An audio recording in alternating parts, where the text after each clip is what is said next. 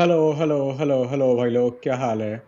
As Sanjeev is saying, I am the only one here. No, Sanjeev, you are not the only one. We are also here. What's happening, man, Sanjeev? How is it going? And yes, I'm Mangesh, and along with me, I also have Shivranshu. So, Shivranshu, what's happening? How's it going? I'm good. I'm good. How are you? And how's everyone? Sanjeev, hi. How are you doing, man? Uh, pretty. A lot of things have happened in the recent past in football across the footballing world. So quite a few things to talk about. So yeah, going good. Yeah. So, do you want to wait for a couple of minutes, Shivranshu, so that many I think more we people should. show up, and then you I will think we should. tell about the story of Swiss League? Yeah, Go on. sure, absolutely. So we were. I mean, let's wait for a few say minutes or something and see when once Yeah, people yeah. start turning up, we can begin. Yes, I think we yes, should yes. I think we should start by first addressing the big news, right? Which has come up the last couple of days. So I think we should start by addressing Yeah, that, yeah. I mean, the big elephant. actually the I'll tell you what the big news is. The big news is about Manchester United transfers. It is actually, yes, yes. I Be- mean, be- I've been hearing a lot of names, a lot of rumbles, and from credible sources that too. So sources like Athletic, yeah, yeah. sources like Fabrizio Romano. So yeah, we also need to talk about that. Yeah, So what I'll do is I'll share my screen, and I hope sharing the Athletic article is okay. I don't think we'll get into trouble if we share the Athletic article. I don't think so. But I hope not. But let's see what happens. Yeah, So basically, this is the Athletic article, and there are a couple of huge names, man. I mean, of course, you have someone like Baliba. We have been linked with Baliba for I don't know for how much time. But apart from Baliba, it seems that Mickey Van der Vin's name has come up, and there has been a huge name, and this is coming from someone like Laurie Whitwell, and yeah, he's saying that there is a good chance that we we might try for Chauvini. yes. I don't I'm not really sure. I don't know what's happening. I don't know if that's going to happen. So I'm going through this article, and yeah, I mean the name. If you can see my screen, a name being considered as Mickey Van der Ven, 24-year, who spoke to Gary Neville on the Overlap podcast in December, is expected to attract interest whatever division Tottenham Hotspur end up in. This was a very sly dig, an unusually sly dig by Laurie Whitwell, but yeah, here we are. So in this article, let me check. Where did I read about Chauvini? So I mean, you have Yeah, read it. yeah, So there are, yeah. yeah. So Aurelien Tchouameni, a player already at Madrid, is also being discussed in United meetings. The 26-year-old French international has, though, been one of the few consistent players at the Bernabeu this campaign, and it is unclear whether Madrid would allow him to leave or he wants a new club. Uh, I mean, yeah, exactly. See, the last line, Tchouameni could end up signing a fresh contract instead. I'm so sorry. And for me, that completely makes sense. Shiran, I'm just, can you just take over for a minute? Yeah, sure. So thing with these transfers, right, is it's been fresh off the it's like fresh off the assembly line, wherein we've been and I was reading this thing we've been linked with these the four players that we are talking about, Chumeni, Adam Wharton, Carlos Baliba, and Mickey Van der Ven. Baliba, Wharton are some players that we have been linked to in the past, especially considering we are looking at a midfield overhaul this upcoming season. Casemiro's leaving. There's a good chance that Manuel Ugarte is also going to be sold. That leaves only no, that leaves players like Kobe Menu, Bruno Fernandes, Mason Mount as our main midfield options. So we need players in midfield. So again, Sandro Tonali was expected, but don't see that deal happening. As I honestly, and we spoke about this in a previous team in a previous stream. I don't see Sandro Tonali trying to force a move, considering everything that Newcastle have sort of. Um, Done for him? sort of and yeah, sort of done for him, and also sort of paired with him, considering his off the pitch antics. So I don't think he's going to force a move. And obviously Newcastle would not want to let him go. They wouldn't. They would put a hefty price tag on him, and uh, I don't see United trying that deep for Tonali. But Tchouaméni is someone new. But then again, I don't see Real Madrid selling at this point because Real Madrid are Yeah, also looking at midfield options. I think yeah. they are looking at Angelo Stiller. They are looking at a couple more players. So I honestly do not see Real Madrid, especially after the season they've had, and Tchouaméni being one of the bright spots in the season. I don't think they will sell him. Wharton again, Wharton, Elliot Anderson, both these options are being quoted by Manchester City as well. Considering even City and even Liverpool are having a sort of an exodus of players. So again, if City look towards Wharton or Anderson, they will blindly go there. Considering both, it's not just about the club, right? It's about the structure behind the club. And as much as it pains me to admit it, City are a much better run club than United at this point in time. Or so, I mean, that's always there. Van der Ven is an interesting option because I've heard reports that, or there's noise that the people at United are impressed by Van der Ven's ball carrying abilities, and that is something that we've looked at in the past. Licha is one of those options where he carries the ball really well from the back as a defender. So we could have, I mean, Van der Ven is a decent option that way, but I wouldn't break the bank for him. If we can get him on a cut or on like a cheap deal or something, I will go for him. But yeah, uh, I mean, big names linked to us, but that's the case, right? United are always linked with players. I mean, yeah, describing Mason Mount as an option is like saying I'm an option for Marco Robbie. Yeah, that is a hilarious analogy, to be honest. But see, Mason Mount on his day is good. I will not deny that. But the point is, he doesn't play often. When he is available, Yeah. he is good. But the whole bloody point is he's not available that often. So I mean, I'm not really sure which direction to take with Mount, because I don't know if his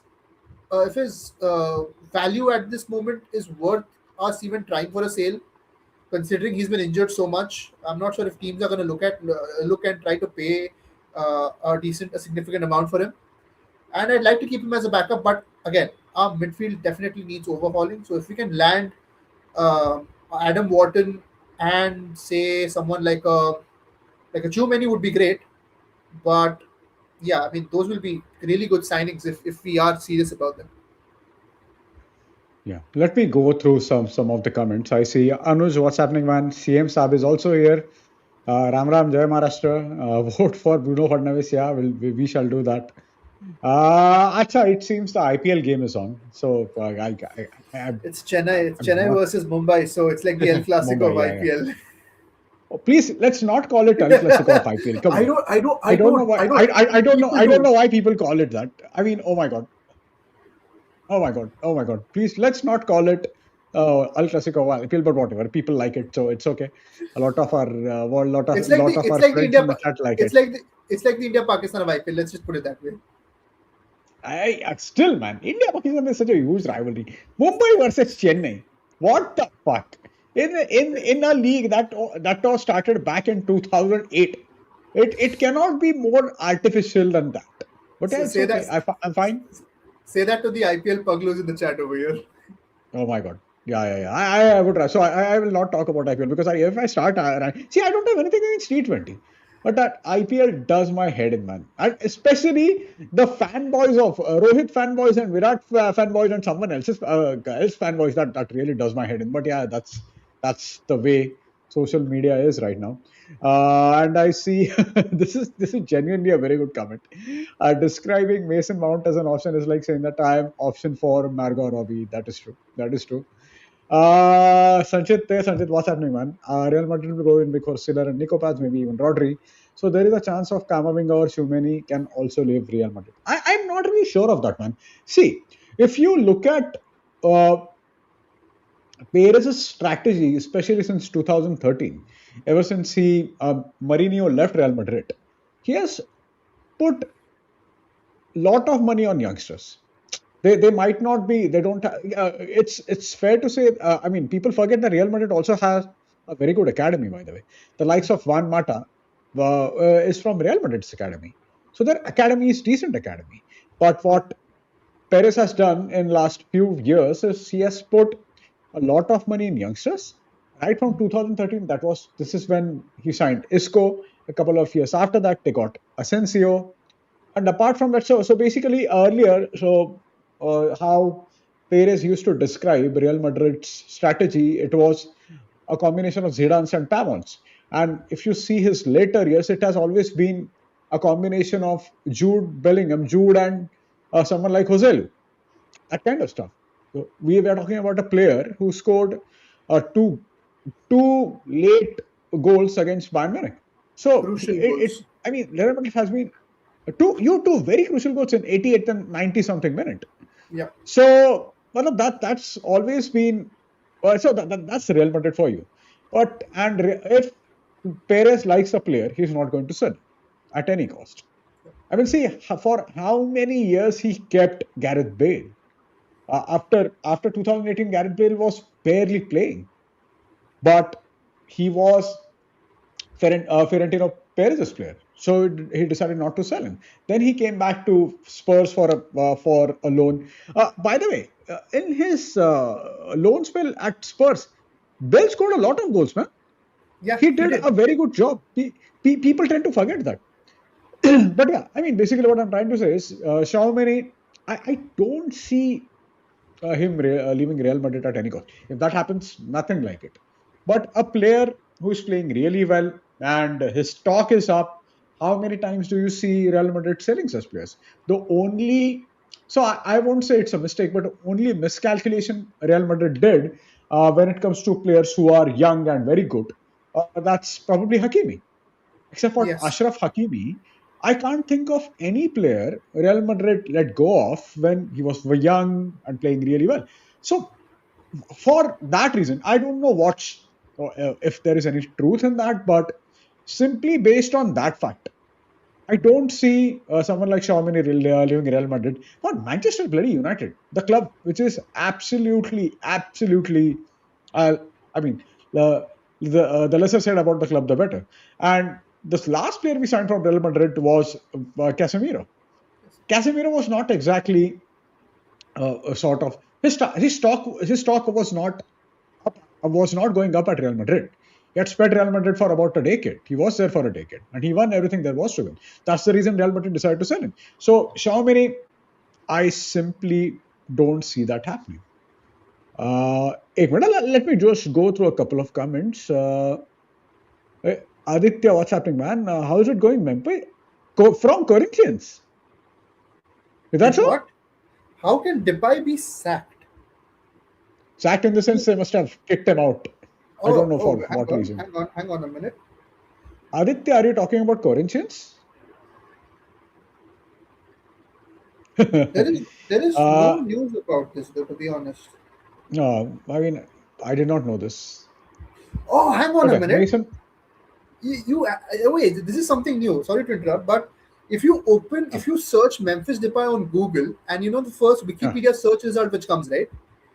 It now says Memphis Depay, commonly known simply as Memphis, is a Dutch hip hop musician. In addition to his music career, he is a professional footballer who plays as a forward for Corinthians. Is that so? He is no longer primarily a footballer. He is primarily a hip hop musician, according to Wikipedia at least. Someone must have edited his Wikipedia. That's amazing. That is... oh my days. Just hold on. Let me share my screen. Holy guys. I wouldn't have come across this had I not seen that comment about him being sacked, but this is so funny.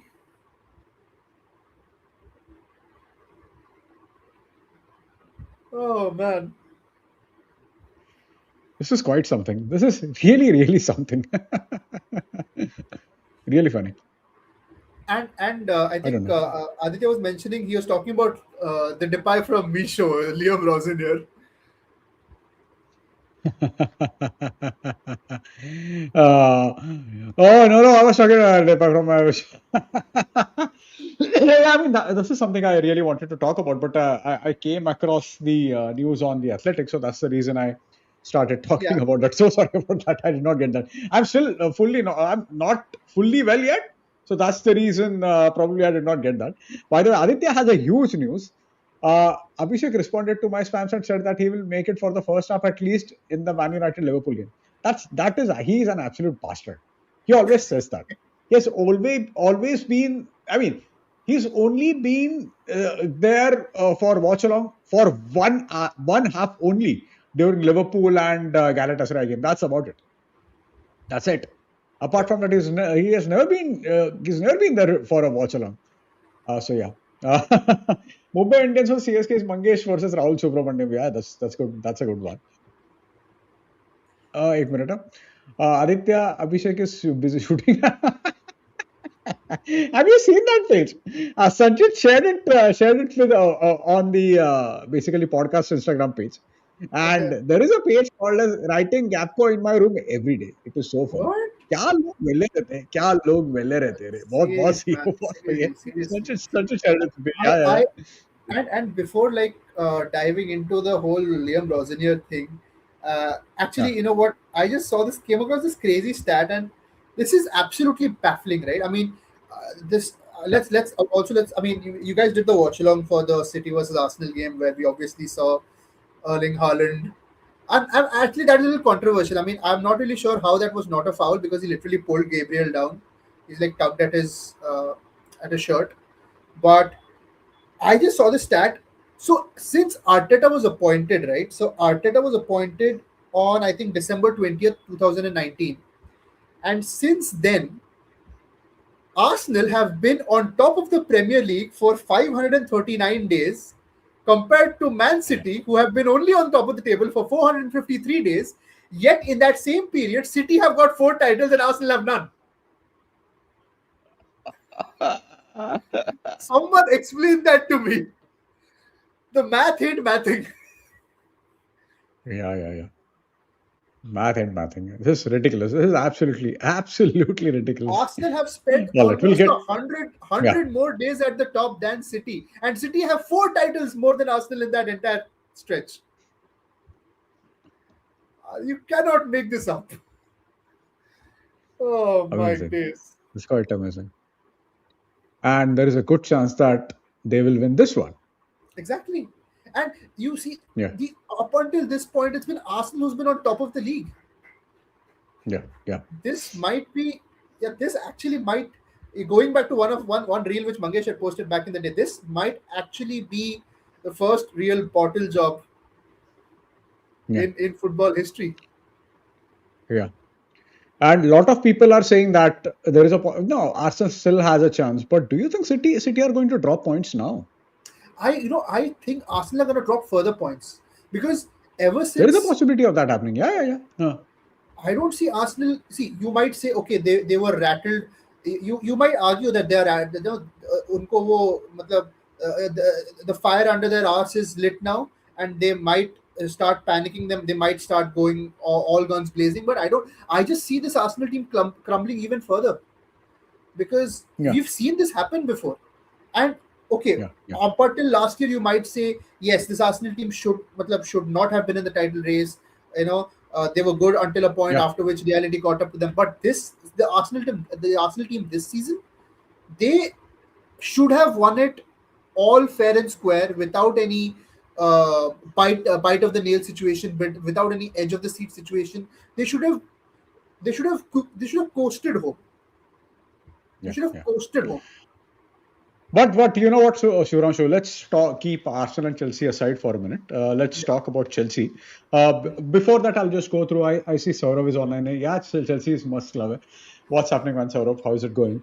There was a Twitter page title has Mbappe scored a free kick. It was hilarious. Yeah. I think I know. I think I've seen that page. I've seen that. Mangesh, if this page completes 100K on YouTube, you should go on and open my Rahul Subramanian. That's actually, you know what, people probably wouldn't be, they wouldn't, they'll actually fall for it, most likely. Yeah, they'll fall for it. Let's try that. I see that lung doctor is also here. Hey man, how's it going? What's happening? And yeah, of course we'll talk. We have talked about Arsenal and City so much, but the thing with Liam Rosenior, it's absolute bonkers. So just in case anyone doesn't know, I'm pretty sure all of you guys know that Liam and I completely fell for Aditya's trick about Memphis Defy. And but Liam Rosenior was sacked by Chelsea yesterday after losing 5 games on the bounce. And see, it's hardly a surprise. Liam Rosenior getting sacked is hardly a surprise. Uh, it is also not a surprise that an incompetent owner like Todd Bowley decided to hire Liam Rosenior.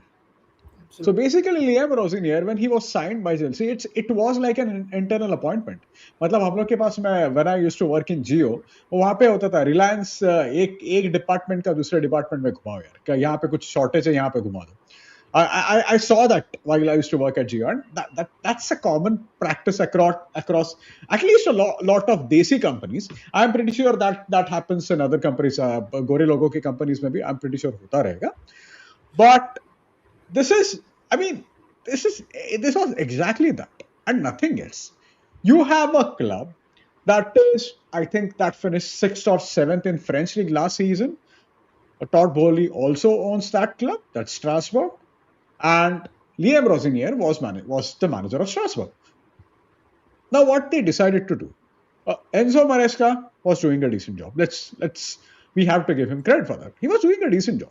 He made sure that Chelsea qualified for the Champions League. He won 2 trophies. Again, as I said last time, both might be sort of makeshift trophies that, I mean, nobody cares about Conference League, right? A team like Chelsea, a club like Chelsea should not be playing in the Conference League. I hope United never plays in the Conference League. Then they won the Club World Cup. Again, Club World Cup is another trophy that I did not care about. I'm pretty sure none of you guys did. But the thing was, they defeated PSG in the final. And I think it was a one-sided final. One of the reasons could be that PSG were absolutely knackered. But defeating PSG in any final, it's a huge team. So again, you have to give him credit for that. Now, I saw a couple of reels and probably I was checking some live streams sometime back, and the consensus was that Enzo Maresca was building something, and since he was sacked, they are spiraling out of control. I don't agree with that. In the sense, I agree that Enzo Maresca was doing a decent job, but when you have bad structure and you make further bad decisions, everything spirals out of control. So what Enzo Maresca would have done is he would have sort of delayed that downfall. That did not happen. Now just imagine, if I have to give a very real life analogy, कोई भी तुम्हारा bridge है, if it is good structurally, उसमें raw material थोड़ा खराब रहेगा तो वो चल जाएगा, लेकिन उसका स्ट्रक्चर ही खराब है तो मतलब क्या काहे कितना दिन टिकेगा वो. I think that's exactly what's happening with Chelsea. And I remember I was talking to Deepak in one of our watch alongs, and Deepak asked me at the time that, do you think that Mourinho replacing Fergie would have sort of changed situation at Manchester United? And my answer was the same. Yeah, it would have delayed the inevitable, for sure. But that doesn't mean कि बहुत बड़ा United के structure में कुछ फर्क पड़ने वाला था, because structurally United were absolutely rot. That was United's biggest issue. And it seems the same issue is at Chelsea. Chelsea as a club are structurally rotten. Now, you had Roman Abramovich, who genuinely loved the club. Roman Abramovich, who had unlimited resources. Just imagine signing 10 or more than 10 players in one transfer window, man. It's absolutely bonkers. So, but he did that. He cared about the club that much that he was fine with spending 300 odd millions or going in loss. He was fine with that. But how many people in the world are going to have that kind of money? Not many, right? Todd Bowley is a typical American owner. And see, why would anyone, any billionaire, you might be billionaire and trillionaire, why would you want to waste hundreds of millions of money, right? So that is something I think it's quite unfair to owners to expect that it's okay to lose their own money. It's their sweat and blood. You can't say that it's okay to sort of no, it's okay if you lose your money. That's not okay. But Todd Bowley used to manage, and just give me a couple of minutes, Shivanshu. After that, I'll hand it over to you. Yeah, sure. Todd Bowley, basically, he is a sort of minority stakeholder at Lakers and Dodgers. And from what you and Rohit rant about Lakers all the time, I know that Lakers aren't doing that great. And Dodgers, they have won a couple of World Series since 2020, I think in 2020, one in 2020 and another one in 2024. So they have done a decent job there. But again, Todd Bowley is not exactly a sports operator. He is a money man. Now he's sort of a money man who is cosplaying as a football man. And I don't think that's going to work out. So, Shiva, tell me something. I'm assuming that you are well versed with what's happening with Lakers, even at the back, even in their sort of backdoor stuff and the financial stuff behind the scenes. Yes, back room. What's happening in the back room? Yeah. So, just tell all of us what exactly is wrong with. So, can you relate what's happening with Lakers with Todd Bowley? And give your opinion about the entire saga as well. Yeah.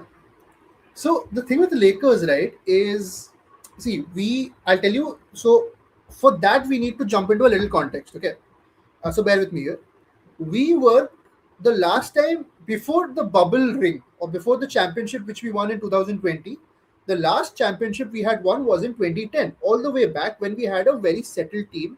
In terms of, we had a very settled starting five when we had Derek Fisher, we had Kobe Bryant, we had Pau Gasol, we had Andrew Bynum, we had I think Lamar Odom and all of those guys. We had a good bench with Jordan Farmer. I mean, a decent enough bench. I wouldn't say a great bench, but after that, and then we were competitive for like 2011, 2012, and then 2013 onwards, we started making a series of extremely bad decisions which led to us being sort of in debt. We had contracts running up to extreme millions, which we had to pay players even if they weren't part of the roster. Like I remember, and people who have watched basketball in the chat would know, there was a guy called Luol Deng, there was Robert Sacre, there was Carlos Boozer, who we had on these insanely ridiculous contracts, and we kept paying them because we were obliged to, even after they were released from the squad, because they had there's a system which how it works in basketball, wherein there's still some money which you have to pay if you terminate a player's contract before the actual contract ends, before the end period ends. So we did that, and it's left us crippled in terms of signing good players that actually fit the function or fit the system. We just went after big names without even thinking of whether that is actually going to work, whether they're going to work as a cohesive unit. We just went, हाँ ये इसने अच्छा किया, अगले साल इसको Lakers में ले आओ, पैसा अंधा पैसा फेंको उस पे, फर्क नहीं पड़ता, सिस्टम गया तेल लेने. So and that's what happened, right? Like Kobe retired in 2016, and if you look at our record since the entire time, right, we had a positive record in 2012-13. We had Mike D'Antoni as the coach, pretty good coach by the way. Huh? And then 2014 onwards, we had runs of 27-55, 17-65. We had again a 27-55, 37-45. उसके बाद 2018 season when LeBron became a free agent, we instantly grabbed LeBron. And Lakers, it's like Manchester, right? It's like United. चाहे club कितना भी खराब करे, brand value हमेशा रहती है. So Lakers, even though they were on the back of a string of bad decisions, bad I agree, Aditya. That's actually a case, and that is the case with everyone who fucking dates a Kardashian or someone from that family. Devin Booker, after the entire Kendall Jenner thing, was not the same. He is not the same. Yeah, exactly. Luol Deng's contract is probably the most baffling contract I'll ever come across. And so, yeah, I mean, once we got LeBron, and then we started to build this team around him. We got Anthony Davis. I still feel we gave up a lot in that Anthony Davis trade for potentially what we got back, but we got him. So अभी दिक्कत क्या हो रहा है ना? We have a 41-year-old LeBron James who's on a 50 million a year contract, which is sort of limiting us to spend money in getting good role players. And basketball में ऐसा ऐसा नहीं है कि आप you can assemble a team of Avengers, क्योंकि आपके पास cap limit होती है, आप इतने पैसे के ऊपर आप जा ही नहीं सकते। जैसे फुटबॉल में अभी एक ट्रांसफर विंडो में मैंने 10 लोग ले आए, 300 350 400 मिलियन कर दिया, जैसे जैसे चेल्सी कर रही है, वो कैप है वहां पे। The financial fair play doesn't kick in till some extent, but basketball में there is a serious cap. आप प्लेयर वेजेस में आप there is a certain amount that you can give players as salary. So and अगर उनको नहीं मिलता है और अगर उनको लगता है कि उनका आउटपुट उतना सैलरी का वर्थ है, they will go to another team. Loyalties काफी कम रहती है in basketball.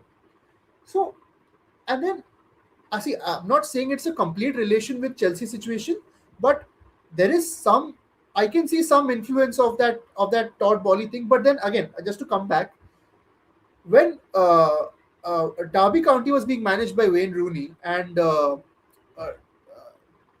who's that guy? I'm forgetting the guy's name, dude. That NFL player. And who is the owner of Derby County, man? No, not Derby County. This one. Who's the other team Rooney managed? Wrexham? No. Plymouth Argyle. Oh wait, hang on. Was it Plymouth? Could have been. No, but what about it? So basically, Waza was. Achha, Brady? Are you talking about Brady? Tom Brady. Which club is he part owner of? I think Could have been Plymouth. Could have been Plymouth Argyle. Yeah. So when Tom Brady got ownership of Plymouth Argyle and they got in Wayne Rooney, we all know how good of a player Wayne Rooney is, and you do not. One thing which I will fight any bloody person in the world against is if you question Wayne Rooney's mentality. You can question anything of his pitch. You can question him drinking. You can question his habits, whatever. No one can fucking argue that Rooney's mentality was on another level. I mean, that guy would run through a brick wall. He would walk over nails. He would fucking bleed for you. Usko jaake, after a bad start with Plymouth, Tom Brady जाके Rooney को बोलता है कि maybe there's a mentality issue with you. I think I read that. See, that's my point exactly. See, all these American owners, they don't understand what how intense football is. Now, and I'm so sorry. I uploaded one reel today about Chelsea's situation right now, and the only owner who actually understood football, or who could translate his expertise from American sports to UK sports is John Henry and FSG, Fenway Sports Group. I mean, Boston Red Sox, they won their first World Series in 80 odd years in 2004. Even though John Henry wasn't sort of an innovator of that Moneyball approach, but he adapted that approach at his Red Sox. With the same approach, he was able to translate that approach at Liverpool. You have someone like Michael Edwards, right? A lot of Liverpool signings have been very data oriented. And the most famous example is probably Roberto Firmino. And this is something John Henry is good at. All these clowns, be it Todd Boehly, Glazer का तो छोड़ ही दो, बहन के लौड़े वो तो उनको तो छोड़ ही दो, उनको तो अक्कल ही नहीं है बिल्कुल. But these guys have not been able to translate it to the Premier League or to football, because first of all, football is ridiculously difficult sports to make profit out of. Football is a stupid business. Football as a business is a very, very difficult business to make. Difficult business. ये basically इससे किसी का पैसा बनता ही नहीं. So there is this great book by Simon Cooper by Socceronomics. If you guys haven't read it, go and read it. It is, and this is the point, exact point Simon Cooper makes in it, that football is a stupid business. Just imagine back in 2003, there was only, and I mean, that exactly what went against our favor. But in 2003, there was only one football club. And I'm not saying it was the only football club, but only Manchester United used to have a significant profit. There was a time when United had, I think, 300 million in the bank or something like that. And this is why Glazers decided to target United, Glazers and the Woodward. And the problem with clubs like Chelsea, see, a lot of people think that Chelsea, all of a sudden, it's not a big club. See, Chelsea was not a mega club, but Chelsea was always a big club. So if you look at someone like, say, in the 90s, they won 2 FA Cups, they won European Cup Winners' Cup, they won the League Cup, they had the manager like Glenn Hoddle, they had fucking Ruud Gullit, one of the greatest players of all time, who played for them. They had Vialli. They had so many World Cup winners. They had the likes of Didier Deschamps and Marcel Desailly. So they have always had sort of good continental flair about them. It has always been a big club. It wasn't a mega club. See, and let's get it clear. Let's be very honest about it. There will always be three giant mega clubs in England. That's Manchester United, Liverpool, and Arsenal. City might win another 10 leagues. They will not be in the same league as United, Arsenal, or Liverpool. That's simply not going to happen. But the thing with Chelsea is something that went in their favor was one guy who was obsessive about making his club successful, even at his personal profit. He went away. All of a sudden, you have a stupid American owner. See, I am keeping. See, to be very honest, I like Chelsea. I have never I had some animosity towards Chelsea when United and Chelsea were involved in run-ins during title challenges. But I like Chelsea as a club. I hate Arsenal, Liverpool, or Man City. I don't have hatred towards Chelsea. But even if Liverpool were in this situation, and if I have to keep the rivalry and tribalism aside, it's absolutely diabolical that you have some stupid American owner who doesn't understand sport. All of a sudden, they get into English football and they think that they can make profit out of it just because all the American sports are profitable. How does that going to work? That's never going to work, right? And you can laugh at Chelsea fans, you can make fun of Chelsea fans, but these are so many of these fans who have supported their clubs for I don't know how many years. I've been supporting United since 23 years. I mean, there might be so many thousands and lakhs of fans who from England who must have supported Chelsea ever since they were born, from their grandfather's time. So I really find it really annoying that these idiots who think they can just fucking run a club based on their whims, and they're completely destroying that club. And again, I'm just trying to keep all the tribalism aside. It's absolutely ludicrous. Yeah. And just to clarify, the club that Tom Brady owns is not Plymouth Argyle, it's Birmingham City. So I think somebody corrected us. Right. That's Birmingham City. Yes. By the way, Sumit makes a very good point. Hey, Sumit, what's happening, man? Brighton has mastered Moneyball. See, this is a very good point. And when we talk about minority stakeholder, Brighton's owner, Tony Bloom, is a minority stakeholder. I think he handles football operations at Hearts. I don't know who is at the top in Scottish League right now, but there was a time when Hearts were doing really well. Let's check Scottish League table right away. I think it's not Celtic, that I'm sure. It's still Hearts. They're just 1 point above Rangers. Yeah. So, but the footballing operations is managed by Tony Bloom. And we are talking about a manager. And yesterday, I put up a story from our... just hold on. Yeah. I put up a story from the podcast account that Brighton and I always say that the B teams are the ones I like watching football. And Brighton, they play probably the best football in the league. And it is the most recognizable football in the league. So you always know that any Brighton team, irrespective of their manager, they are going to press high. You know that even when they are under pressure, they are going to get out of that press. Irrespective of the players, just imagine the kind of players used to play for them. They had Alexis McAllister, they had Caicedo. so many other players, and they're still paying that well. And Sumit made a very good point that the only Moneyball, I mean, Brighton has mastered Moneyball because Tony Bloom is a really smart man. Tony Bloom is someone who is a professional gambler. He is a literal gambler.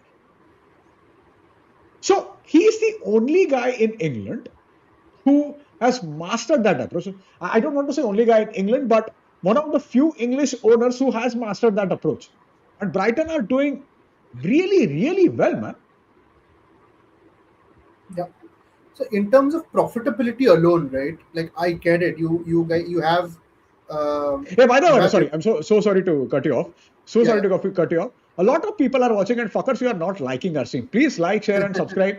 And yeah, please share it with people you like and subscribe to Ye Karo, Wo Karo, Falana Dikana. Please do that, man. Don't make me say it again and again. Yeah, go on, sorry. I think we had a couple of guys in the chat also remind people of that. So I'm glad. Oh, Exactly. yeah, Yeah. Sanchit. Yeah, great job, Sanchit. That's yeah, exactly. And Aditya, yeah, that's right. So Brighton, I mean, see, Brighton is the classic example of fuck emotional connection. It's everything is on a fucking tablet, on a fucking piece of paper. You Yeah, यहाँ से ये जाएगा, and you think about it now. We spoke about the B teams, right? You have Brighton, you have Brentford, you have Bournemouth. Let me speak about Brentford for a little bit, right? And who is the second highest scorer in the league right now? It's Brian Mbeumo's the guy who they got to replace Mbeumo after he left. yeah. I mean, how Yeah. often do you see big clubs do that? I have not seen United. We fucking haven't replaced Carrick yet. And no, I will not call Casemiro a Carrick replacement. I'm sorry. No, no, he isn't. Carrick, He isn't. yeah, Carrick left in 2018. We have not found a replacement 8 years down the line. Brentford found a replacement for Brian Mbeumo 1 season in. Someone who also sort of looks like him. So I mean, that's one side. But even Brighton, right? You see all the from a player's selling profitability point of view. Look at all the sales they've made. McAllister, Liverpool. You've got Caicedo, Chelsea. They'll probably sell Baliba to us now for quite a hefty sum. You even had Julio Enciso being linked for some pricey amount. You had players like Kaoru Mitoma who's doing good. He will get a big club. I mean, is he still playing at Brighton? Yeah, of course. He Yeah, scored yeah, a brilliant yeah. goal, brilliant volley a couple of weeks Yeah. back. So Kaoru Mitoma, he's almost on the path to securing a big club move. So we have all these players, right? And then you think they still find replacements for them somehow, and they're still competitive in their own right. All right, I'm not talking by competitiveness. I don't mean challenging the big six or something like that, but in their own right. So Brighton have always found a way to stay relevant, something which Yeah. Chelsea are slowly moving towards the end of. I mean, I'm not saying they'll be irrelevant, but let's be honest. What direction are Chelsea headed at? I mean, I didn't see that direction with Maresca. I did not see that. I sort of saw direction when Pochettino was there, but that did not last. I did not see that direction with Maresca, but then again, we had some sort of semblance when. Um, so,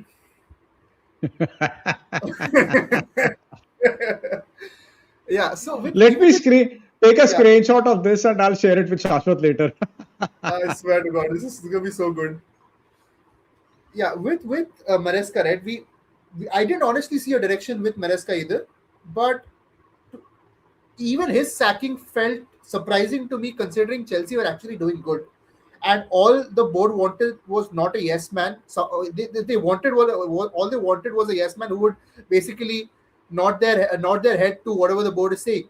That is not someone who Maresca is. And now Yeah. you go ahead with Liam Rosenior, absolutely baffling decision. No credibility, no credentials, no nothing to back him. And I saw this funny thing, and as big of a Waza fan I am, I saw this meme which even I had to break a laugh. You replaced a guy who was trained by Pep Guardiola for a guy trained by Wayne Rooney. as a manager at least, because he was Rooney's one of Yeah, his yeah, yeah, assistant yeah, coaches at Derby. So, yeah. and in that Brighton game, so if you've streamed the Brighton game, you'd see uh, people like Chelsea fans were saying sack Liam, and then Brighton fans go, he's one of us. So see, that is that's Yeah. the thing, right? With Rosenior, you get him from Strasbourg just because he's one of your sister clubs, the owner's sister clubs. You get the same. It's easy to get him from there. It just doesn't make sense. And I just want to make, since we are talking about this, I want to go to a comment earlier wherein Huh. Aditya said trading for Luka Doncic was a masterclass, though. The guy at Dallas responsible for this was actually a fired executive from Nike who knew shit about basketball. See, I'd like to tell the story behind this, and I think Mangesh, you probably don't know about this, and I don't know how much of the chat knows Yeah, this. yeah, no, no. But Luka Doncic is one of the best players in basketball. He has been for the past few seasons now. You must be aware. He Yeah. was playing. He was playing for Dallas, and he was drafted on. So basically, what happened was in the 2018 NBA draft, the Atlanta Hawks had pick number 3, and the Dallas Mavericks had pick number 5, if I'm not wrong. Chat, correct me if I'm wrong. And the Hawks took Doncic, and Dallas took a player called Trey Young. And on draft night, they interchanged both the players. So Dallas took Doncic from Atlanta, and Atlanta took Trey Young from Dallas. From Dallas, and both went on to become franchise. I would say they are franchise legends. Trey Young, even though he's no longer playing for the Hawks, I will still say he's done enough to establish himself as a big name in Atlanta. But Luka Doncic, he himself has said it in so many interviews that he wanted to retire as a Maverick. He wanted to play for that franchise till the end of his playing career. Now, the Dallas general manager, Nico Harrison, he orchestrated this move. He randomly called the Lakers general manager Rob Pelinka once, and he asked him, would you want Luka? We want Anthony Davis. So Pelinka was like, "ठीक है, who are you giving us back?" And then he goes, "I'll give you Doncic." I mean, Pelinka would have been stupid if he didn't go for that deal. But the story behind this, what Aditya mentioned was, before getting that Dallas job, Nico Harrison was an executive at Nike, and Nike wanted to Hmm. sign Stephen Curry as part of their as part of their roster of shoes. Yeah, yeah. But Nico Harrison did something. I'm not sure exactly what he did, but he basically said the Stephen Curry is not the right fit for Nike. We should go for this player. And ultimately, Curry, he was on the verge of signing with Nike, but because of that interaction or because of those remarks or whatever, he said he said, I don't want Nike. He signed with Under Armour. I mean, you're talking about Stephen fucking Curry, one of the faces of basketball in the modern era.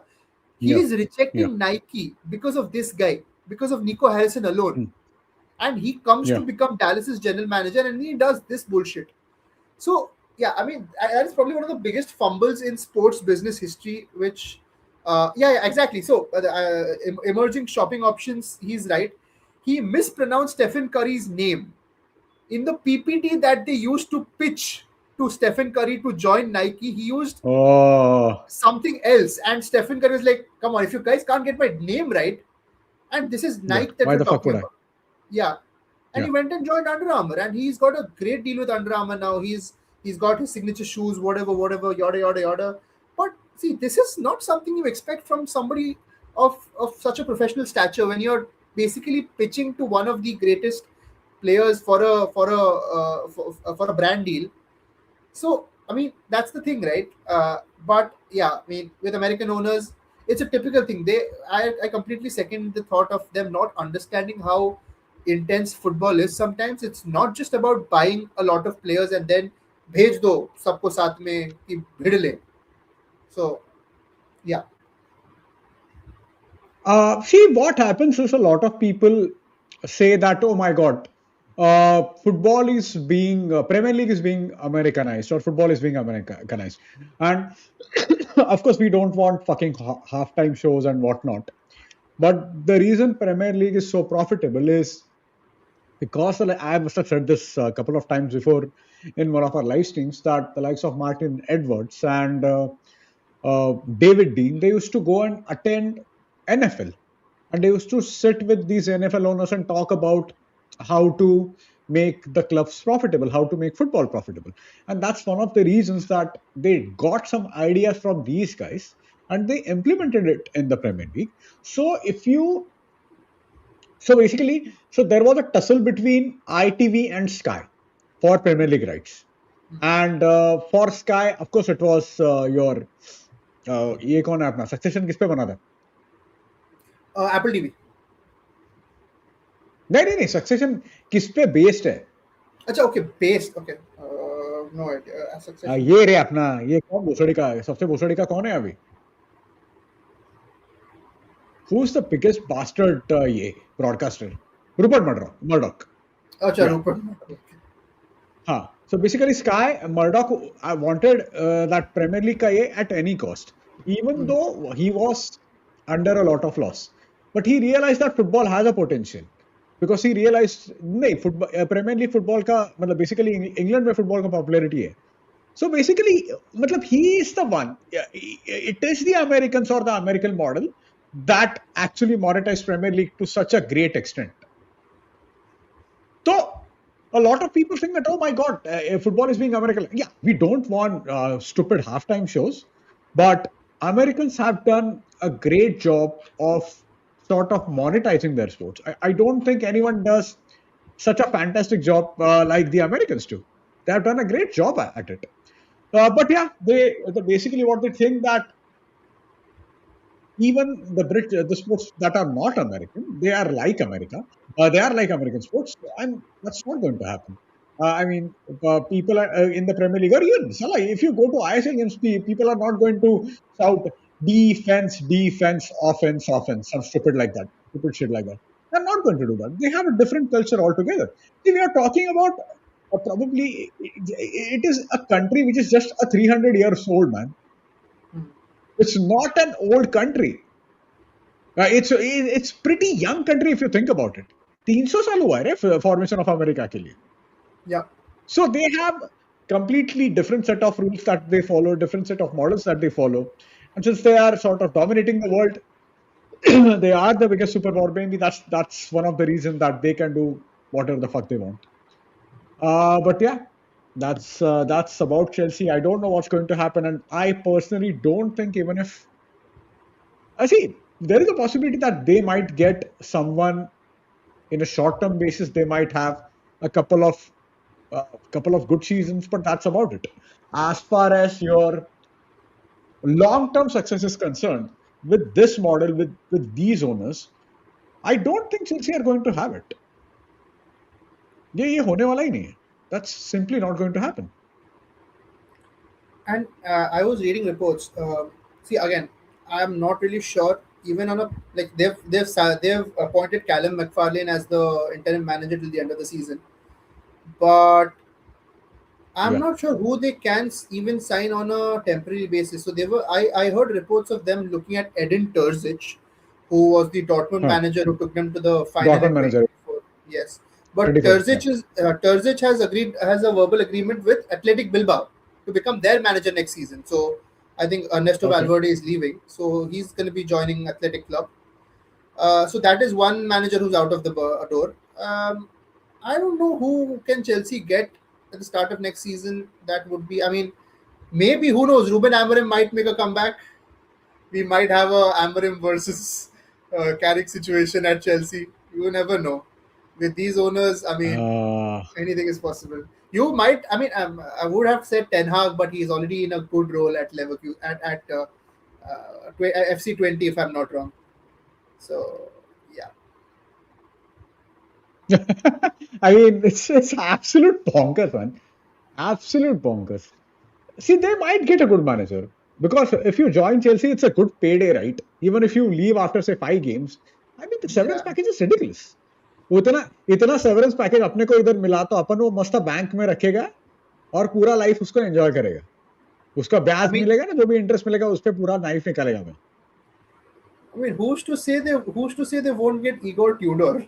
Like, I'm just throwing in a bunch of names in the basket. Like, Russian roulette खेल लो आप, किसका number आ रहा है? See, it is pretty. See, they have made a decision that they will not sign a permanent manager right away, which is fair. There is a possibility that they might get a decent manager for the next season. But just because you have a decent manager doesn't mean you are going to do well. That's simply not going to happen. You need to have a good structure for any club to succeed. At Manchester United, Alex Ferguson was the structure. At Chelsea, Roman Abramovich was the structure. Yeah. You take both of these men outside the clubs, and we know what's happening with the United. We know what's happening with Chelsea.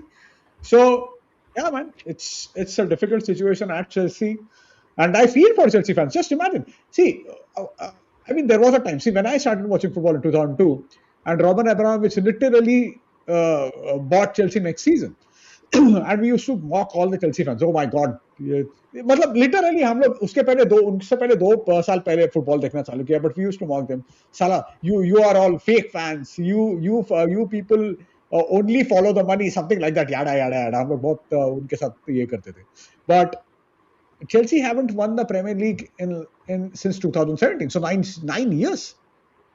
United hasn't won it in 13, but Chelsea hasn't won it in 9 years. That's quite something. Of course, they are more relevant than United because they've won the Champions League in 2021, but they haven't won a big trophy. I'm talking about a big trophy.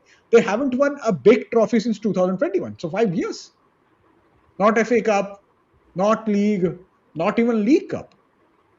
Yeah. So yeah, I mean, difficult times for Chelsea. Okay, what I'll do is I'll just quickly go through a few comments. All right, you can look at the Boston Celtics to see how to cut costs and retain talent, but it takes a keen eye. All right. Yeah. Okay, हम लोग ये करते हैं. I heard curry क्या recipe है cooking with Sir Mangesh Charlton. Ang cooks. See, Ang cooks अगर करेंगे तो उसमें रोहित आएगा पक्का. I can't cook. I cook. All I can do is talk about football. I can't do anything else in life. So, yeah. Well, I think you're selling yourself short. किया तो Bruno नहीं वो तो ठीक है लेकिन ब्रूनो इस साल का असिस्ट रिकॉर्ड ब्रेक नहीं किया तो करिए आपका बनेगा. I really hope he does that. Yeah. 5 games to go, and he is. He will do it. He will do it for sure. He will do it for sure.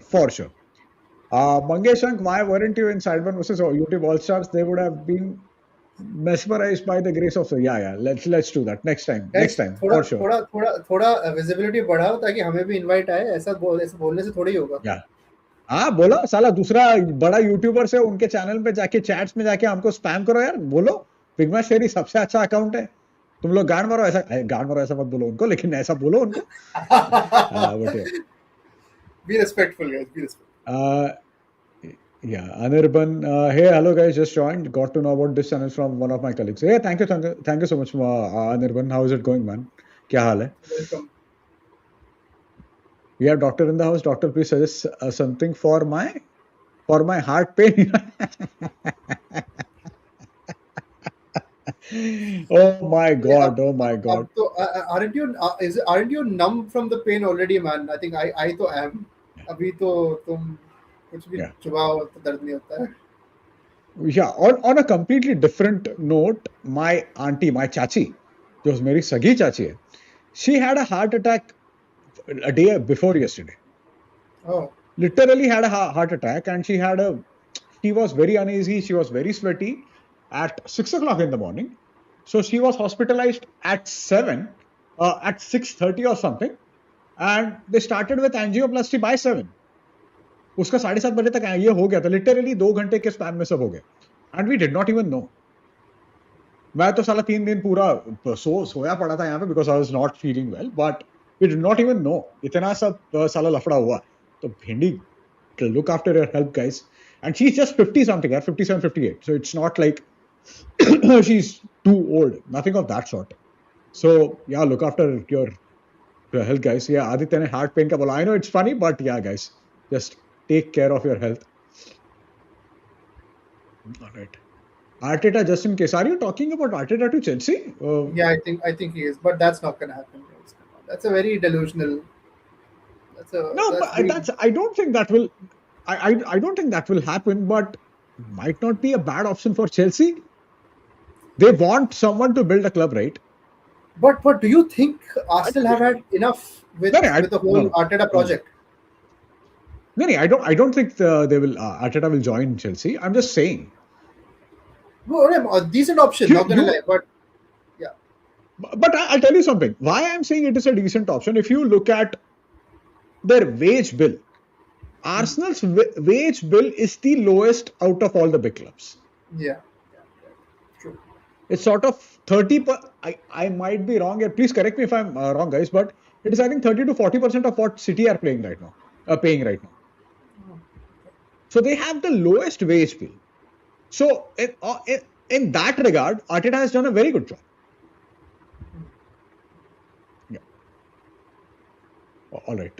Ek minute. Dr. Gary Kumula. Oh God.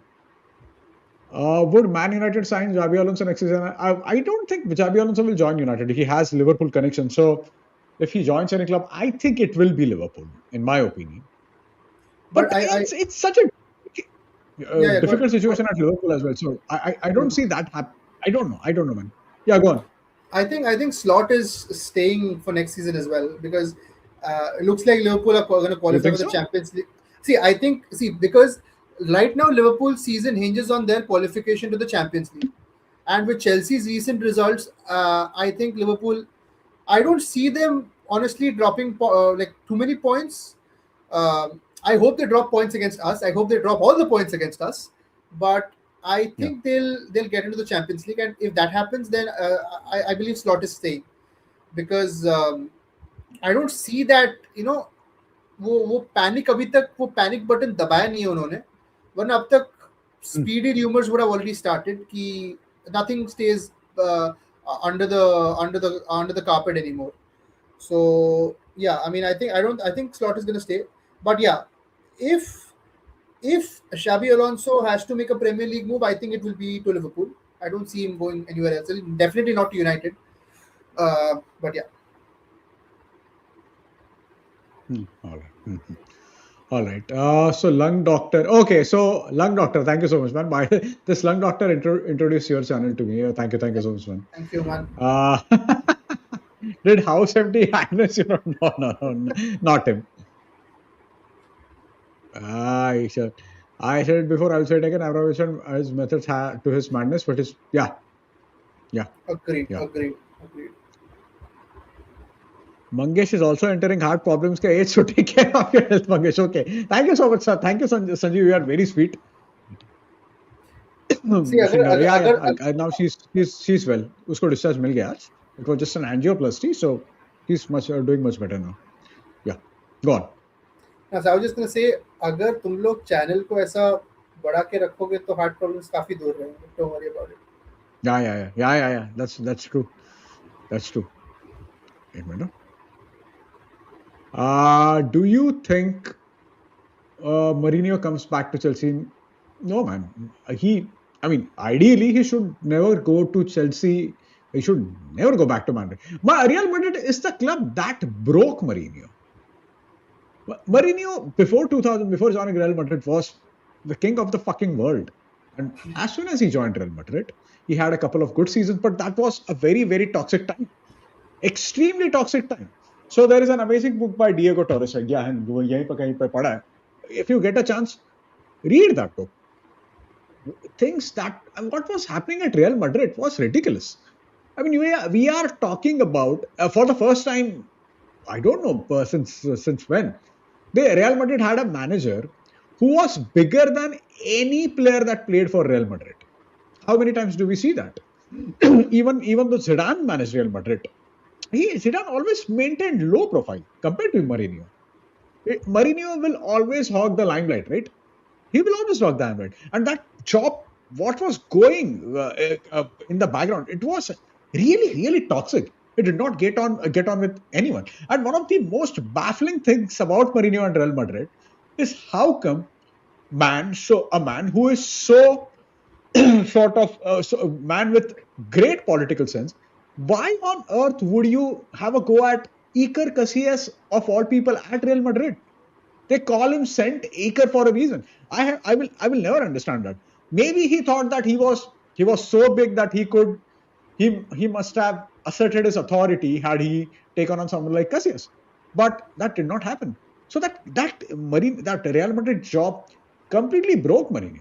So going back to Real Madrid, I don't think Perez would do that. but Chelsea, but I think Mourinho has offered himself to Real Madrid. He's like, I'm open to the possibility. I'm open to joining if they approach me. But yeah, I don't think Madrid would. I am open to the possibility of marrying Sydney Sweeney. If she is available, if she will have me, I am open to that possibility. That doesn't mean All it's going to right. happen, right? Yeah, yeah, absolutely. Yeah, yeah. That makes, of course, completely makes Yeah, sense. yeah. Ek minute. Is that Liverpool players have regressed or slot tactics don't work anymore? See, I've always said this, that when we talk about Arne Slot, we are talking about a manager who has not done a rebuilding job at any of his clubs. If you look at someone like Jurgen Klopp, he was at Dortmund for about 7 years. He was at Mainz for about 7 years. So he had done multiple rebuilds at both of these clubs. So basically, his speciality first doing that rebuild. Arne Slot, before joining Liverpool, was not that big a name. Now, you can argue that Pep Guardiola, before joining City, did not do that kind of rebuilding. But Pep Guardiola is Pep Guardiola. Arne Slot had not done that. He was lucky in the sense that he had a squad uh, that still played the Klopp way, and Arne Slot did not. He did a smart thing. He did not try to change too much. He just added an element of control to it. So if you look at Liverpool from the last season, they used to maintain possession a lot of times. And this is something Alexis McAllister was excellent at. He was very good at controlling those games. And what they are trying to do, it also helped that Mo Salah had one of the greatest individual seasons in the Premier League. That's not happening this season. They have signed a bunch of new players who have who have suffered injuries. And they took someone like Florian Wirtz took some time to settle in the Premier League. So when Slot is trying to sort of establish his authority, when he's trying to play with his own team, he's not been able to. And from my observation, as the day goes, he's getting more and more salty. Probably the job is too big for him at the moment. See, when everything is going fine, uh, it's okay to manage such situations. But nothing is going your way, because Liverpool had a torrid couple of months. Now they have recovered a bit. They had a huge win in the Merseyside derby. But I don't think Slot will stay at Liverpool. I'll be really surprised if they don't sack Slot. So yeah, that's that. Jesus Christ. So, Go sorry to on. interrupt. Since we are speaking about managers, there's another insane stat which I Ah, came across. ah. 8.33% of the managers going to the 2026 World Cup have been sacked by Chelsea. You've got Are you Thomas serious? Tuchel. Yeah, I mean, the managers at the World Cup who have been sacked by Chelsea. Six. Six Four, managers, so. four. Thomas Okay. Tuchel, Graham Potter, Mauricio Pochettino, and Carlo Ancelotti. Ah. Yeah. That's 8.33%. This is something to. Yeah. All right. Okay. Mithilesh is saying if Villa wins Europe, sixth team in the table gets place in the. Is that so? I mean, but because technically winning Europe, but no. Villa, if they win the Conference League or the Europa League, Europa are you talking? League. Oh yeah, Europa League. then they get So they there will qualify be for the. six teams in the. Oh, so there will be six teams in the Champions League next season. So, but if Villa wins Europe, then yeah, because Villa is already qualifying as one of the top four. Yeah, So if Villa yeah. also wins Europe, then I think there also will be a sixth team. I think I also read this somewhere. So that's the case, then Chelsea gets But through. see, earlier, no, but earlier the situation was if, so for example, you have four teams who qualified for the Champions League, and if a team wins the Europa League, then you will have five teams, Huh, top four, and this team who won the Europa League. huh. I did not know about it. क्या but बेंचो but rules but इनका but क्योंकि हमेशा क्योंकि इस बार क्या हुआ I think वो एक एडिशनल क्योंकि English teams have made a run to the deeper ends of the कुछ तो वो सीन हुआ था ना some rule change of the rule जहाँ पे what Are you talking recently or हाँ back in the मतलब day? अभी रिसेंटली आई थिंक 2-3 साल ही हुए वो चेंज हुआ था कि there is a league quotient right. अगर प्रीमियर लीग का कोई team makes a deep run to the into the competition, then वो एक something something comes to the factor जहाँ पे एक एडिशनल स्पॉट उनकी उस लीग के लिए रहता है. Then the Premier League couldn't have that because Premier League teams weren't doing great previously. They weren't making deep runs during the competition. Quarter finals में हार जाते थे, and then the round of 16 में हार जाते थे. So I'm not exactly sure what the rule is, but I've heard something along the lines. Oh, I don't remember it at all. बिल्कुल याद नहीं आ रहा है मेरे को. That is how I think 6 teams का जो scenario है, but I'm not sure. हो भी सकता है कि आप you are qualifying as one of the top 4 and you're also winning the Europa League. Since you're the same team, तुम ही जाओ, 5 लोग ही 5 teams ही जाएंगी. I'm not really sure how that is. Okay. Oh, hang on. Swastik Alright. is telling last time भी था ना, City, Newcastle, Liverpool, Chelsea, Spurs and Arsenal. Oh, okay. Yeah. अच्छा बराबर स्पर्स जीता. अब भैंस याद मत दिलाओ यार. Oh man. Alright, एक मिनट. मंगेश भाई रेड बुल कम भी हल्का ही आया. That is true. I'm not मैं हमेशा रेड बुल एक्चुअली नहीं पीता. वो आजकल ही पीना चालू किया मैंने. लेकिन ये अभी हल्का ख्याल रखूंगा मैं. Mangesh you should open a library in Thane with all the football books. यार मेरे पास बहुत कम बुक्स है यार. लाइब्रेरी के लिए इतना ज्यादा बुक्स नहीं है.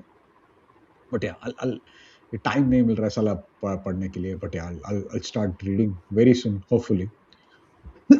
Current Real squad has all the ego, none of the talent. No coach who coached Real earlier can save it now. See, in my opinion, one player Real Madrid needs to have is a controlling midfielder. They don't have it anymore.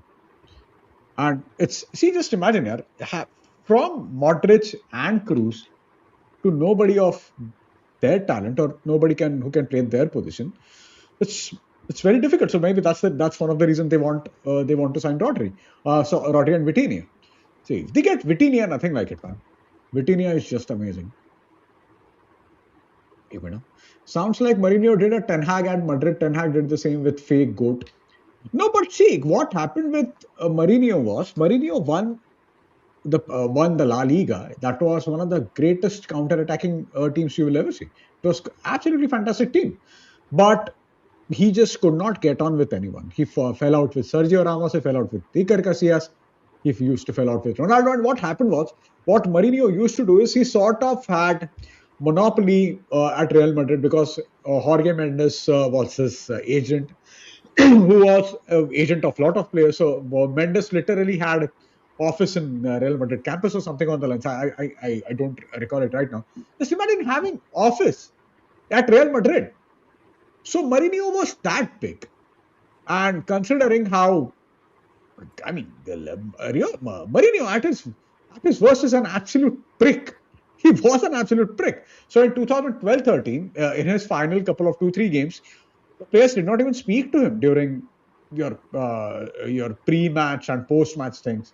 They barely had conversations. So Mourinho was just next level. That just imagine a player who had the manager with so much charisma, and he completely lost it, man. He completely lost it.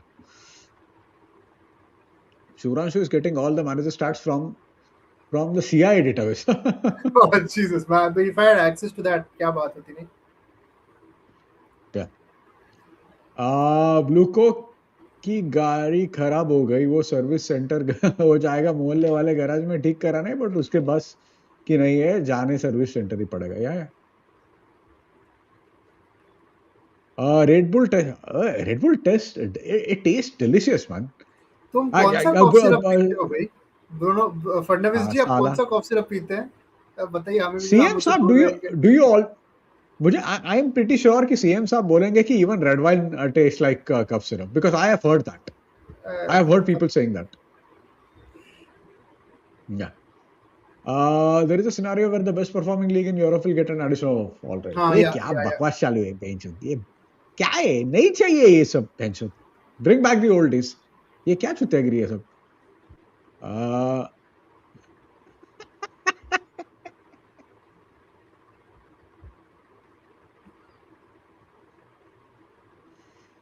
साले Shivam is saying that Shivam, what's happening, man? Shivranshu should be the next manager of Chelsea. They though at this point, Not a bad idea. if you've seen like Drogba's video, right, after the Rosenior sacking, चाहे Chelsea का Yeah, manager रोजेनियर हो, चाहे शाश्वत मिश्रा हो, चाहे कोई भी हो, कुछ नहीं होता है. I was like, yeah man, अरे होना यार, तो मुझे भी. हाँ नहीं, मैंने सोचा था उसका कल लाइव स्ट्रीम देखूं, लेकिन I did not watch it. मैंने उसका वीडियो आज सुबह देख लिया वो. It's a really good video. I watched it like 5 minutes after it came out. Like इसका ट्रॉमा तो देखना है मुझे. या नहीं, अच्छा वीडियो. या रोहित होता तो अब तक आम की बात स्टार्ट हो गई होती. That is very true. Aastha kind नाम का एक कफ सिर्फ है. Are you serious? I probably need to have a taste of that just to see if it tastes like Red Bull, because तुमने बहुत बड़ी बात कर दी है भाई. Red Bull को कॉफ सिरप बोल के. Yeah. Shivam, how are you doing, बड़े भाई? अरे I'm doing great, Shivam. आप बताओ, आप क्या हाल है? How's it We're going? doing great man. We're doing great man. आप बताओ, how's Delhi? I don't think you are बड़े भाई Shivranshu. I am the बड़ा भाई. वो You are the छोटा भाई. वो मुझसे भी 4 साल छोटा है, इसलिए हम दोनों उसके लिए pretty much same ही लगते हैं. अच्छा. Yeah, nice. And one more thing I wanted to talk about is Harry Kane. Yeah. Fucker, I mean, the guy has, I'm just checking his stats, the guy has fucking 52 goals this season from 44 games. क्या मजाक बना के रखा है यार. And I mean, I am one of the very few people who sort of always expected Kane to shine, but I don't think any of us thought that he's going to be that big, man. इतना huge player होगा, nobody. No, I did not think about that. So I started realizing I mean, of course, in 2014, 15, 16, I realized, yeah, he is some player. He's going to be great. But जो complete beast mode में he has entered the beast mode, fucking hell, that's absolutely ridiculous. And I remember during Euro 2020, and what he started doing in that season is he used to drop deep, or तेरा Son or बाकी सब players for Spurs, he used to drop deep, he used to make space for them, he used to hold ball, he used to hold position and make space for others, runners like Lamela and Son, and he started delivering those beautiful passes, man. It was, I mean, this is the time when I realized, no man, he is going to be the next level. But the level he is at right now, this is absolutely ludicrous. But 52 goals from 44 games is kya mazak hai. And I see, I don't care about individual awards, so I don't care who wins the Ballon d'Or. But I do hope Kane wins the Ballon d'Or, man. I don't think it will happen unless until England wins the World Cup, but I really do hope he wins the Ballon d'Or. And the problem with Kane at England has always been, England has had so many number 10s playing together. So during the last Euros, they had Bellingham, they had Phil Foden, they had Cole Palmer used to play once in a while, they had Saka is not exactly number 10, but they had so many players. And in my observation, I noticed this a couple of times during England games, that whenever Kane used to drop deep, that space was occupied by 2 to 3 other players. And Kane did not have, first of all, Kane wasn't even fully fit. But he did not have, he could not get the best out of him. And that was because they had Sir Mr. Gareth Southgate. Now they have an absolute world-class manager. So there is a possibility that the team will be built around Harry Kane. And I think Southgate has started doing that. Oh, sorry, not Southgate. For fuck's sake. Tactic Thomas Tuchel has started doing that. So yeah, I am a huge Kane fan, and I hope. I personally feel when in PSG and Bayern Munich, so we watched PSG and Liverpool, and did you were there right during PSG Liverpool? PSG Liverpool. No, we were. I don't think we were streaming that. No. No, I don't think I was there. No. During the first leg. No, PSG. No, I don't think I was there. No. Yeah, you are not there. Mm. But in that game, I saw Vitinha fucking was everywhere, man. Yeah, her yeah, जगह पे साला Vitinha था वहां पे. yeah, He was yeah. everywhere. So that's one of the reasons I think that they have so much control in the midfield. They have João Neves, they have Vitinha. So Mm. I still feel that PSG can beat Bayern Munich. So in my opinion, the final will be PSG versus Atletico Madrid. But I hope Kane wins some kind of individual award. Now it's good that he's getting recognized by every pundit in the world. That's great. But yeah, I do hope, man. I mean, I'm really happy for him. He's such. I mean, we are talking about a guy who always maintains low profile, but doesn't care about the celebrity bullshit. But yeah, genuinely world class player, man. And that's the thing, right? With players of Harry Kane's ability, stature, and their he's someone who's nowhere near any drama. And you see with Yeah, players who are so dominant, usually they have haters. Like we know Sergio Aguero has haters. We know that Suarez has haters. who is?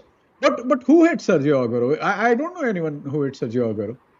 Like back when he was like not now, but back when he was scoring for City, you had that sort of like chota sa tingling. But for Harry Kane, I've never ever felt that way. Like even if he, like he's one player, you would always, even if you're a rival fan, you would want him to do good.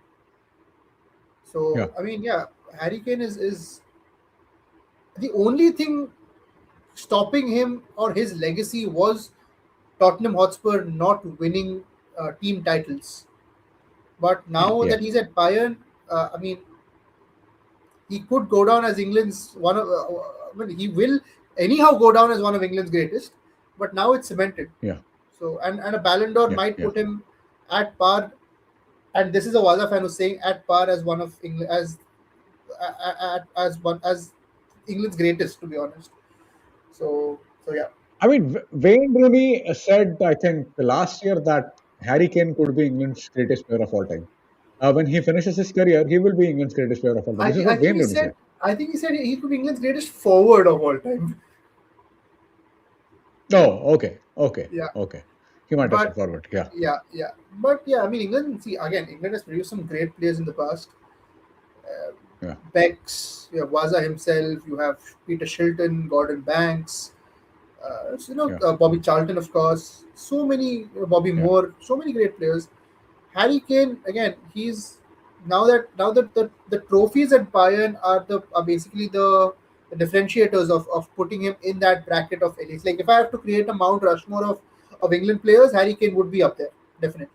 He has he has earned himself a place up there. So yeah. Yeah, yeah.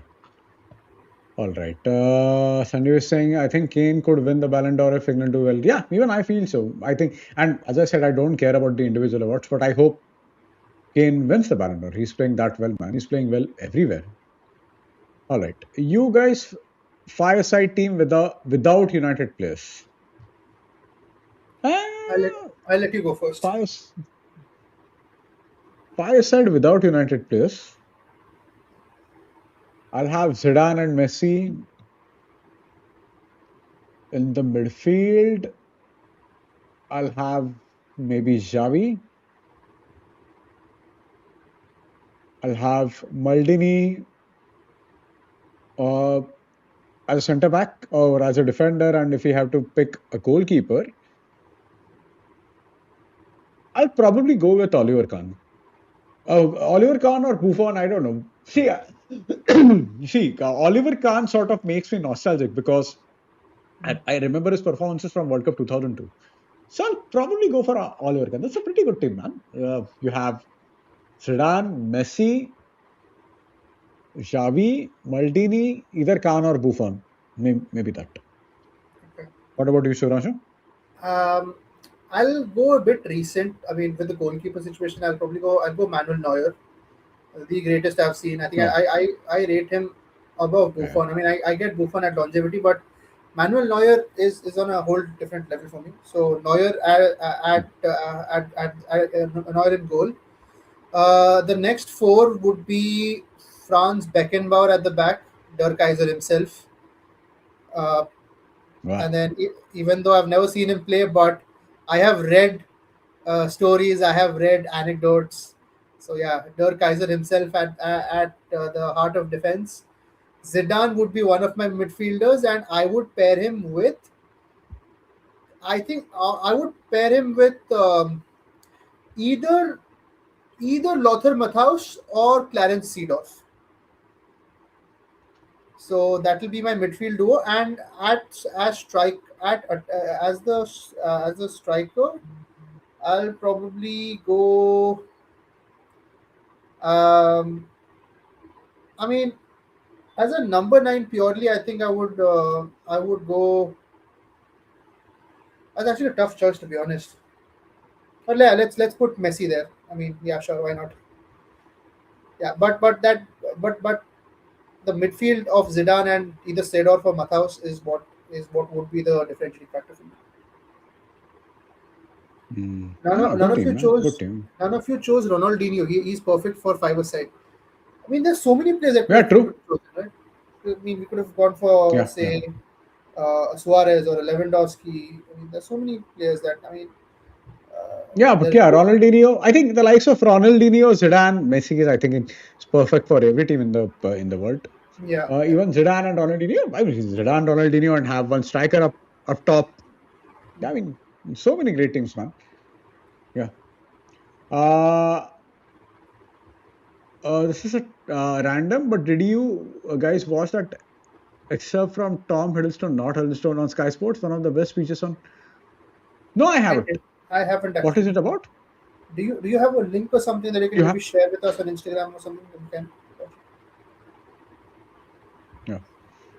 All right. Sanjeev is saying Suarez, Lewandowski can pick one. See, if you want to pick for individual skills, I think Suarez 2013-14 Liverpool was insane, man. He Yeah, was on another level compared to other players. So that was great. Lewandowski is amazing player. See, I prefer out of these players, I prefer Kane because he is the kind of player I like. He gets others involved. He's good. He's a fantastic passer of the ball. He's a very good finisher. He does everything. So if you talk about a complete striker, I think Kane is a complete striker. That doesn't mean Suarez is bad. Suarez used to play with the likes of Leo Messi and Neymar, man. So Suarez was insane. But purely a personal choice, it's for me. It will be Harry Kane. yeah. All right. Okay, so if Villa finishes fifth and wins the Europa League, then Villa will qualify for the Champions League via Europa League. And all right, all right. This is Oh, what we talked about, right? okay, Sometime, yeah? okay. Yeah, so I had this whole thing about the Swiss league, right? So if you Yeah, so yeah. me and Mangesh were just talking, and then this I came across this insane thing because I mean, let's be honest, we don't really check out the leagues apart from the top five. Even if it's hard to keep a track of leagues other than the Premier League or La Liga or something. But so this is a random thing, right? So the Swiss Super League is currently we are I think so, we're about 33 games in, all right? And so उसमें क्या होता है this in the Swiss league it's like a group stage thing. So you've got Yeah. it's like Just group like A, group Scottish B, League. it's like that. And there's this team Hmm. called FC Thun, THUN, FC Thun, and last year they were in the second division of the Swiss league. Hmm. They battled their way up. They won the second division, and all they have won in their FC Thun, all they have won in their career as a club is the second division title. Now they are promoted to the Swiss first division. They are now leading the Swiss first division with 5 games to go. Gotcha. So that's I mean that's basically they could win the league the same season they got promoted. I know that's happened Yeah. before, but it's just something that you normally don't see very often, and that has not happened in the 21st century, is what I have also read. I think they will be the first to Yeah, do that. 21st century, I don't. 21st century में तो हुआ नहीं है. What happened with Forest were they got promoted. They Hmm. stayed in the league for one season, and the next season they won the league, and the next season they won the Champions League, and then the next season they won the Champions League again. So even Again, yeah, Forest's story is pretty incredible. So before Brantcliffe took over, Forest was an okay club. It wasn't exactly a big club. Forest is Forest because of Brian Clough. And that's his speciality, that you had three cities. So he was a Sunderland legend. So Sunderland, Derby, and Forest, Nottingham. So these three working class cities in England, all three cities admired Brian Clough. So that's his speciality. So that's one of the reasons that he's widely respected across England. Yeah. So just hold on. ये क्या बोल रहा है? It was about the Premier League title race. I did not get that. What exactly are you trying to say, mate? All right. Jonas, you got this twist from that Insta guy. I have also seen the reel. Yeah, Okay. yeah. So there's this guy called Flag Off Ball on Instagram. He posts these, random stories like this about. A German guy. Yeah, that German guy. Yes. Yeah, I know. I follow Yeah. him. But Yeah. yeah.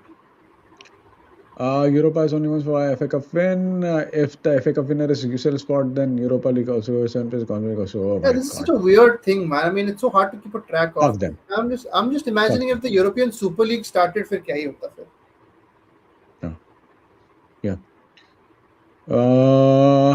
Forest team hidden for oh God, for fuck's sake.